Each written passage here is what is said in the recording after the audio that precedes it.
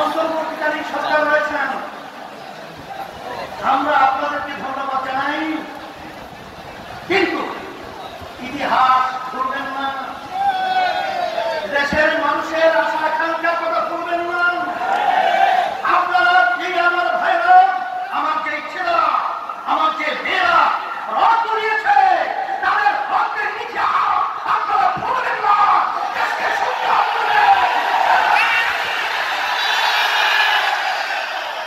সাথে সাথে আপনারা কাজ করতে গিয়ে, আপনাদের দায়িত্ব পালন করতে গিয়ে যদি ন্যায়ের পক্ষে, দেশের পক্ষে, আজকে জনগণের পক্ষে, ইসলামের পক্ষে যদি আপনাদের কাজ থাকে, ইসলামী আন্দোলন বাংলাদেশ আপনাদের সাথে, বাংলাদেশের সর্বস্তরে জনগণ আপনাদের সাথে থাকবে।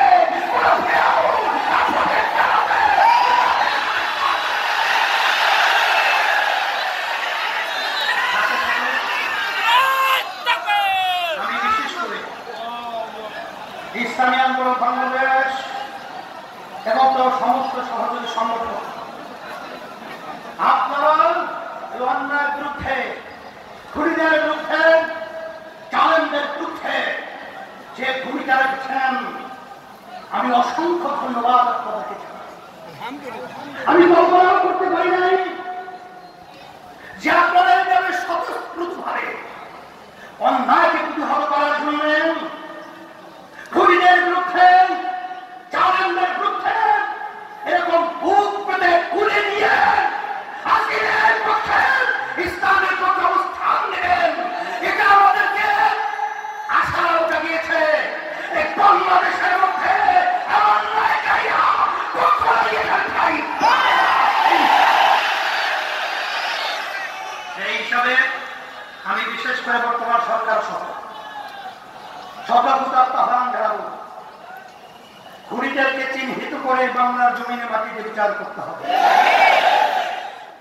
এই যেই সমস্ত জালেম, যেই সমস্ত দুর্নীতিবাজ, আমার রিক্সা ভাই, যারা এই রোদের ভিতরে রিক্সা চালিয়ে যাদের মাথার ঘাম পায়ে পড়েছিল, আমার খেলাধুলা ভাই, আমার শ্রমিক ভাইরান, এই কষ্ট উপার্জিত যেই সম্পদ সরকারি ফান্ডে জমা হয়েছিল, যারা এই সম্পদ টাকা লুট করেছে, বিদেশে বেগম করা তৈরি করেছে, সুইস ব্যাংকে টাকা জমা রেখেছে, অচিরেই ওদের টাকা খরচ করে সরকারি ফান্ডে জমা ব্যবস্থা করতে হবে। সাথে সাথে ওদেরকে বাংলার জমিনে বিচারের জন্য আমরা অপেক্ষায় রয়েছি। দুর্নীতিবাজদের বিচার হবে। আর এই স্বাধীনতাকামী যারা রক্ত রয়েছে, তাদের আত্মা শান্তি পাবে। যমুনা রেফ্রিজারেটর, খাবার ফ্রেশ তো লাইফ জম্পেশ। আজকে ইসলামী আন্দোলন বাংলাদেশ এবং তার সমস্ত সহযোগী সংগঠন সকল প্রধান আহ্বান জানাবো। ইতিমধ্যে দেশ আজকে সর্বদিক থেকে এলোমেলো অবস্থায়, আপনারা মন্দির পাহারা দিয়েছেন, আপনারা রাস্তায় রাস্তায় গাড়ি জঞ্জাট যেন সৃষ্টি না হয় ট্রাফিকের ভূমিকা পালন করেছেন, আমাদের ভাইদের পাশে দিয়েছেন, আপনারা বিভিন্ন পরিচয়ে দায়িত্ব পালন করেছেন। ইসলামী আন্দোলন বাংলাদেশ তার পক্ষ থেকে আমি আমির হিসাবে আপনাদেরকে ধন্যবাদ জানাই। আল্লাহ আপনাদেরকে দুনিয়া এবং আখিরাতে যাচাই খায় দান করুন।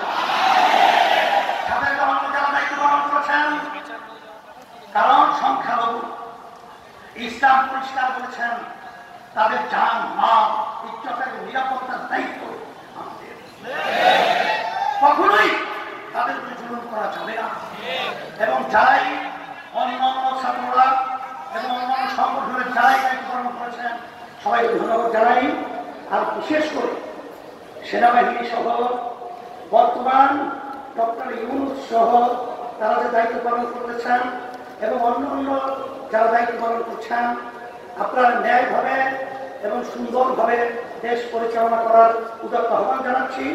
আর সাথে সাথে আমার ভাইরা তো বলেই গেছে, আমরা সুন্দর একটা বাংলাদেশ আপনাদের থেকে আশা করছি।